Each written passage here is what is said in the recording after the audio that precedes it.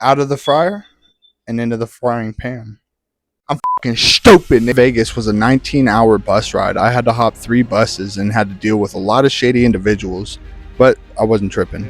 Since getting here, I've applied for 5 jobs in person and have already made $100. A couple friends getting me some side work since I got here in just 24 hours. I almost have enough to get an electric scooter, so that way I have a mode of transportation. The most stressful part of the situation is not being able to move around freely. I don't even have a bus pass, so I'm half tempted to spend this $100 to get a bus pass and just further save for the scooter. We'll see though. I know not to sit here and be too hard on myself, but at the same time, if I let myself slack a little bit, knowing how I am in my past, it'll slack a lot. So I gotta stay on top of it. If I don't stay on top of it, I'll easily fall back into my old ways, which doesn't mean just crime. It could mean addiction, it could mean worse. I used to be the worst of the worst when it came to everything. So ultimately, I took a 24-hour bus ride from Las Vegas to Reno, Nevada, stopping at, 2 other places in California on the way, which was a headache, but here I am. And so now I'm just trying to find work and make money so that way I can, get on my feet and rebuild this from the ground up with you guys.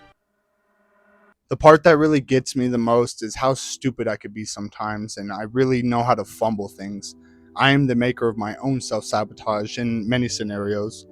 When I first got out of prison almost about 2 years ago, I was working consistently out of my halfway house for 5 months straight, taking about 6 buses, 3 to work and 3 back, in 110 to 115 degree weather for most of that summer in Las Vegas, Nevada, in order to get a car. I had gotten a Chrysler 300C with a Hemi in it. I ended up paying $1,400 for it. A good friend of mine who's no longer with us, he ended up buying the car for me, and he really helped me when I was struggling the most when I got out of the halfway house, and I was able to make payments on that car little by little. Unfortunately, he ended up taking his own life shortly after I paid the car off with him. And that car lasted me a year and a half. But my dumbass wanted to sit there and get high and fuck up. First, I lost the job, but then eventually, I lost the car. The car was running and I had kept it registered for the whole year after I lost my job. But spiraling down on drugs, I just kept losing everything, and eventually the car was the last thing.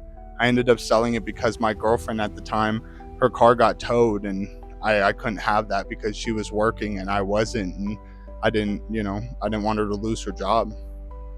That's no excuse. Just know that anything I say in these videos, I'm not looking for excuses, and I'm not trying to put reasons to things. They are what they are, and nothing's ever going to change them. And I'm not asking for forgiveness. I'm asking for a shot at redemption.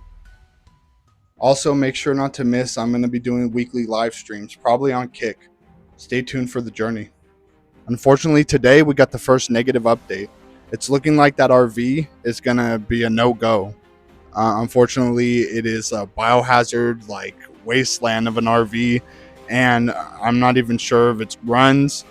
And the way we had it set up was I essentially was going to find a job and then pay it off through a family member. But it's not going to work out that way. So hopefully these job applications pan out. But if not, then I'm going to be hopefully not in a box on the side of the road.